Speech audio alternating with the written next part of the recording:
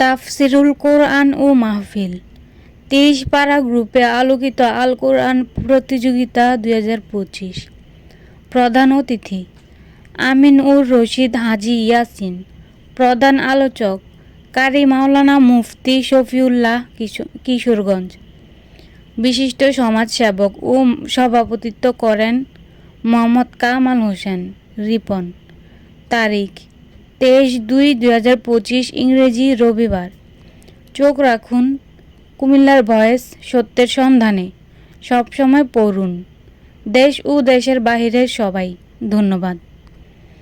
গুণানন্দী Madhyampara Medina জামে মসজিদ কর্তৃক আয়োজিত ৪০তম বার্ষিক তাফসিরুল কোরআন ও ৩০ পারা গ্রুপে আলোকিত আল কোরআন প্রতিযোগিতা ২০২৫ মাহফিল ২৩শে ফেব্রুয়ারি রবিবার সকাল ৯ ঘটিকা থেকে মধ্যরাত পর্যন্ত।